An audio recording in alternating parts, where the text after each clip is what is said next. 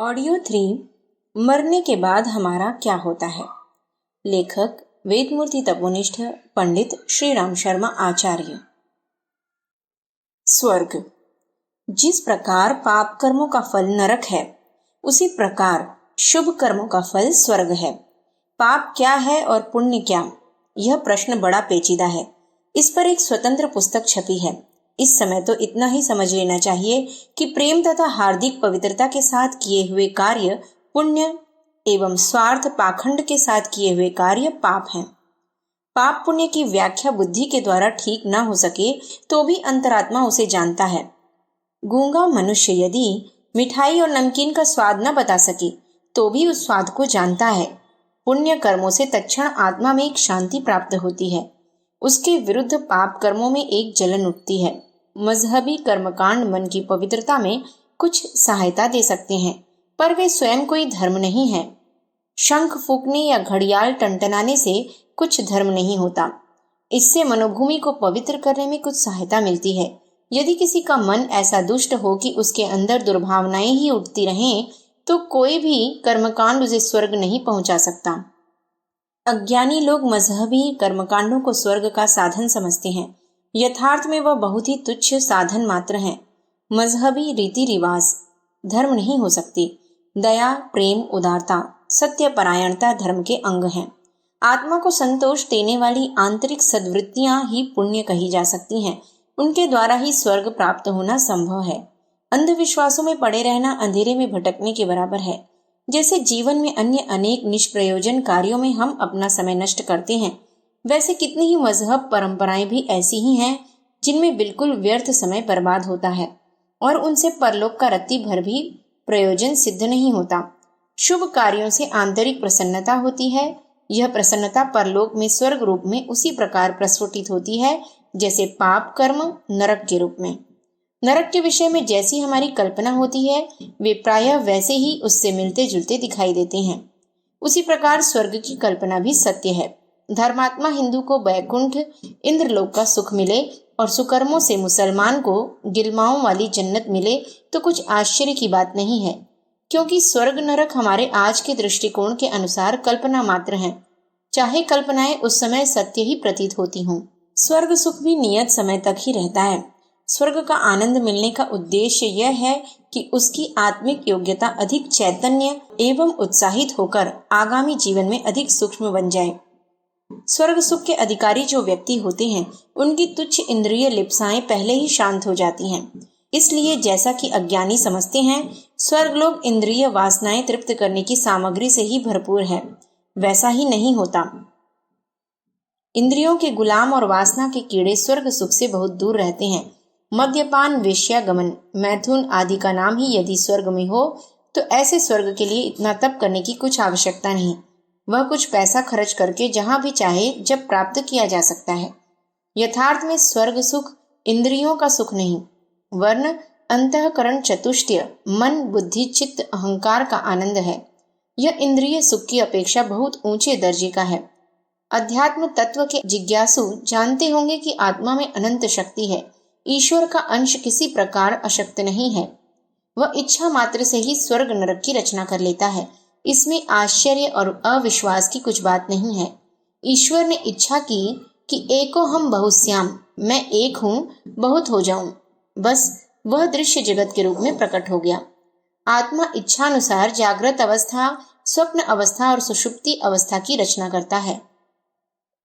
जन्म मरण को स्वर्ग बनाता है, उसी प्रकार स्वर्ग नरक का निर्माण कर लेता है। इच्छा से बंधन में बंधता है और इच्छा से ही मुक्त हो जाता है। ये सब बातें उनकी निजी शक्ति के अंतर्गत हैं। पुनर्जन्म की तैयारी। परलोक में रहने की अवधि के पहले भाग में विश्राम, दूसरे में स्वर्ग नरक होते हैं, तीसरा भाग पुनर्जन्म की तैयारी में व्यतीत होता है। स्वर्ग नरक भोगने के बाद आगामी जन्म के लिए जीव को विशेष प्रोत्साहन मिलता है। नरक भोगने वालों के साधारण पाप तो प्रायः नष्ट हो जाते हैं, किंतु आदतें शेष रह जाती हैं। इन आदतों को आध्यात्मिक भाषा में संस्कार के नाम से पुकारा जाता है। ये आदतें तब तक नहीं छूटती जब तक कि जीव उन्हें ज्ञान पूर्वक पहचान कर छुड़ाने का वास्तविक प्रयत्न न करे। बंधन के कारण यही संस्कार जीव हैं। बंधन के कारण यही संस्कार हैं। जीव स्वतंत्र है, वह अपनी इच्छानुसार संस्कार बनाता है और उन्हीं में जकड़ा रहता है। यह माया और कुछ नहीं, अज्ञान का एक पर्यायवाची शब्द है। अपने आप को खुद अपने ही अज्ञान के बंधन में उलझाकर दुखी होना बड़ी विचित्र बात है। इसी गोरख धंधे को दुस्तर माया के नाम से पुकारा गया है। शुभाशुभ कर्मों का फल भोगने के बाद भी उसके पूर्व संस्कार नहीं मिटते। जैसे एक जुआरी धन संपत्ति हार जाने पर भी जुआ खेलने की इच्छा करता है, शराबी अनेक कष्ट सहकर भी मद्यपान की ओर लालायित रहता है, उसी प्रकार पिछली आदतों के कारण जीव पुनर्जन्म के लिए स्थान तलाश करता है। यह मध्यम श्रेणी के व्यक्ति प्रायः पुनर्जन्म जैसी स्थिति के वातावरण में आकर्षित होते हैं। मान लीजिए एक व्यक्ति इस जन्म में किसान है। सारी उम्र उसके मन पर खेती के संस्कार जमते रहे। अब वह अगले जन्म में भी दुकानदार होने की अपेक्षा किसानी ही पसंद करेगा। ऐसा नहीं समझना चाहिए कि कोई अन्य शक्ति बलात् जन्म दे देती है। जीव स्वयं अपनी इच्छा से संस्कारों के वशीभूत होकर जन्म ग्रहण करता है। ऊपर उड़ता हुआ गिद्ध जैसे तीक्ष्ण दृष्टि से मृत पशु को तलाश करता फिरता है, उसी प्रकार जीव निखिल आकाश में अपना रुचिकर वातावरण ढूंढता फिरता है। पहले यह बताया जा चुका है कि तर्क बहस का चुनाव करने वाली भौतिक बुद्धि परलोक में नहीं रहती, इसलिए वह चालाकियां नहीं जानता और अपने स्वभाव के विपरीत ऊंची या नीची स्थिति की ओर नहीं खींचता। छोटा बालक राजमहल की अपेक्षा अपनी झोपड़ी को पसंद करता है, उसी प्रकार किसी व्यापारी संस्कारों का जीव राजघर में जन्म लेने की अपेक्षा व्यापारी परिवार में शामिल होना पसंद करता है। आधे से अधिक मनुष्य प्रायः अपने पूर्व घर या परिवार में ही जन्म लेते हैं।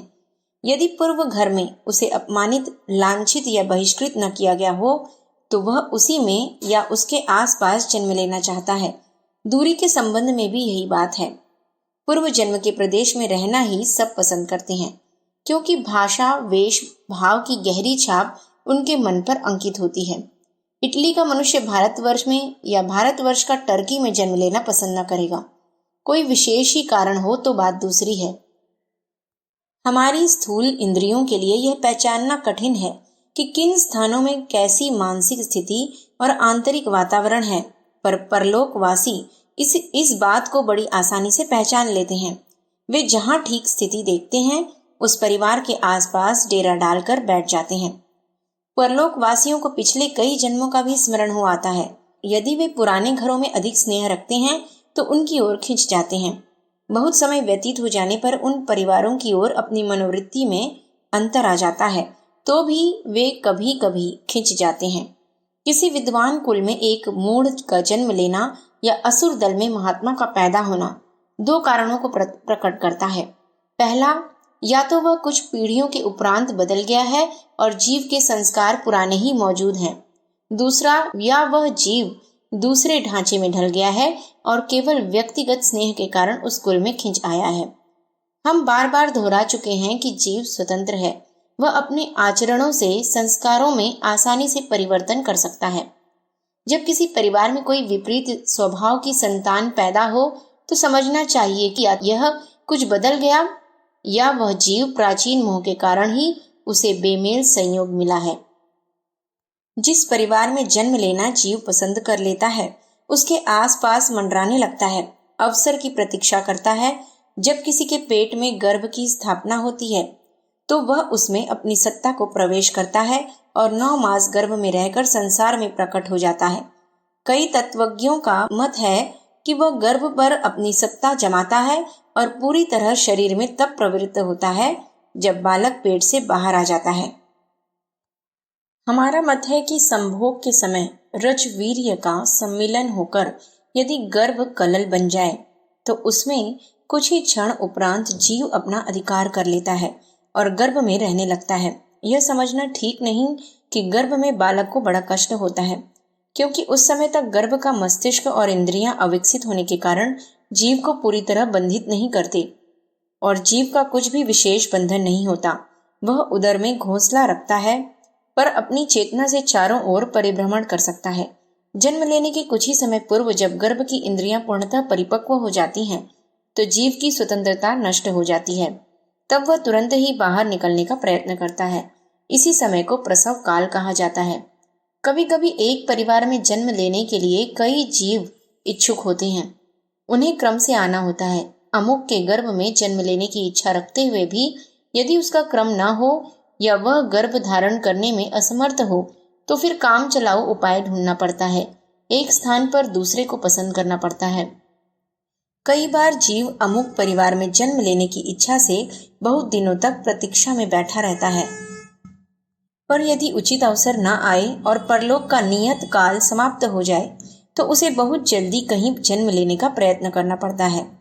जैसे कुछ देर का मल पेट में जमा हो जाने पर उनके निकलने का काल आ जाए और बहुत जोर का मल वेग हो तो मनुष्य को कहीं न कहीं उचित या अनुचित स्थान पर मल त्यागने के लिए मजबूर होना पड़ता है। उसी प्रकार यदि नियत काल समाप्त हो रहा हो तो वह जल्दी में कहीं न कहीं जन्म ले लेता है। ऐसे अवसरों पर वह मनचाही स्थिति को प्राप्त नहीं कर पाता। गर्भ का शरीर और उसके अवयव यह पूर्णतः जीव की ही इच्छा से नहीं बनते। वह साझे का कार्य माता पिता के रज वीर्य और जीव की इच्छा इन सब के मिलने से ही नवीन शरीर बनता है। कुम्हार और मिट्टी इन दोनों में से एक भी दोषपूर्ण होगा तो इच्छित फल की प्राप्ति न होगी। माता पिता का रज वीर्य मिट्टी है और जीव कुम्हार। अनाड़ी कुम्हार अच्छी मिट्टी से भी खराब बर्तन बनाता है और अच्छे कुम्हार का प्रयत्न खराब मिट्टी के कारण बेकार रहता है। जीव यदि उत्तम संस्कार वाला हो तो रजवीर्य के भौतिक संस्कारों पर अपना उत्तम प्रभाव डालता है और कुछ न कुछ सुधार कर लेता है। इसके विपरीत कुसंस्कारी जीव उत्तम रजवीर्य में भी कुछ न कुछ दोष मिला देता है। फिर भी माता पिता के संस्कार पूर्ण रूप से मिट नहीं जाती, उनका बहुत बड़ा प्रभाव होता है। माता पिता की भावनाओं का प्रभाव गर्भ शरीर पर पड़ता है। यदि जीव ऊंचे दर्जे का ना हो तो उसे उन शारीरिक संस्कारों के क्षेत्र में ही रहना पड़ता है। देखा गया है कि व्यभिचार द्वारा उत्पन्न हुई संतान बहुधा दुष्ट होती है, क्योंकि गर्भाधान के समय माता पिता की अंतरात्मा पाप कर्म के कारण बड़ा व्यग्र रहता है। वही संस्कार गर्भ पर भी उतर जाते हैं। कुछ जीव किन्हीं खास दुष्ट आदतों में बुरी तरह प्रवृत्त हो जाते हैं। वे किन्हीं इंद्रियों का बार बार दुरुपयोग करते हैं। हर बार उन्हें नरक भोगना पड़ता है, पर वे आदत से इतने मजबूर होते हैं कि दंड भोग कर उसे भुला देते हैं और फिर उसी आदत का अनुसरण करने लगते हैं। ऐसे जीवों की वे इंद्रियां कुछ जन्मों के लिए छीन ली जाती हैं।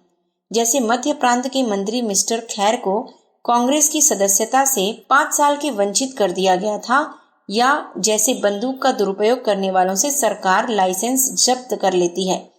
इसी प्रकार अदृश्य सत्ता यह आवश्यक समझती है कि इसकी अमोघ इंद्रियों को जब्त कर लिया जाए ताकि वह आदत अगले जन्म में छूट जाए।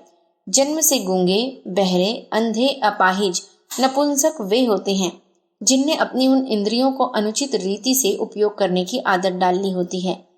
फिर भी यह भोग योनि नहीं है। जीवात्मा उनका भी जागृत होता है और वे चाहें तो इच्छानुसार अंधकार से प्रकाश की ओर चलने के लिए स्वतंत्र हैं। कुछ मनुष्य इतने दुष्ट होते हैं कि वे जीवन भर अपनी सारी इंद्रियों का दुरुपयोग ही दुरुपयोग करते हैं। उन्हें जड़ योनियों में जाना पड़ता है। वृक्षादि में जन्म लेना भोग योनि है। उनमें जीव तो रहता है, पर क्रियाशील चेतना का अधिकांश भाग जब्त कर लिया जाता है। इन भोग योनियों में जन्म प्राप्त होना प्रभु की ही कृपा का चिन्ह है, क्योंकि बिना जड़ योनि मिले उन दुष्ट संस्कारों को भुला सकना उस अज्ञानी के लिए कठिन है, जब तक कि वह पुरानी बुरी आदतों को भूल नहीं जाता। अब उसकी उन्नति का क्रम यहीं से आरंभ होता है। वृक्ष के बाद कीड़े मकोड़े, फिर पशु पक्षियों की योनियां धीरे धीरे पार करता है। क्रमशः अधिक ज्ञान वाली योनि को अपनाता जाता है। डार्विन के उस मत को हम झूठा नहीं बताते, जिसके अनुसार वह कहता है कि एक छोटे से कीड़े से बढ़ते बढ़ते जीव पशु पक्षियों की योनि धारण करता हुआ मनुष्य बनता है। हिंदू धर्म शास्त्र इन योनियों की संख्या 84 लाख मानती है। भौतिक विज्ञानी उनकी संख्या इससे भी अधिक बताते हैं।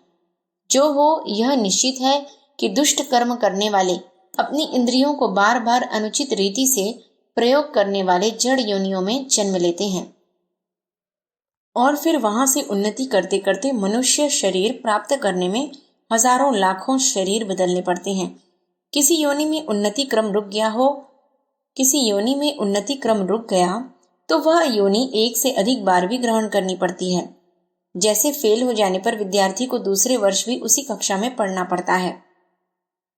जड़ योनियों में जाने का दंड प्रायः उन्हीं जीवों को दिया जाता है जो अत्यंत दुष्ट होते हैं और अपनी क्रियाशीलता को पतनोन्मुखी कर लेते हैं। साधारण पुण्य पाप करते रहने वालों को दूसरी बार भी मनुष्य जन्म मिलता है, क्योंकि लाखों योनियों में भ्रमण करके उसने जो इतना ज्ञान संपादन किया है वह इतना उपेक्षणीय नहीं है कि जरा सी बात पर करोड़ों वर्षों तक भटकने के लिए उसी चक्कर में फिर पटक दिया जाए। मनुष्यों को बार बार यह अवसर दिया जाता है कि वे अपने अंतिम उद्देश्य परम पद को पाएं।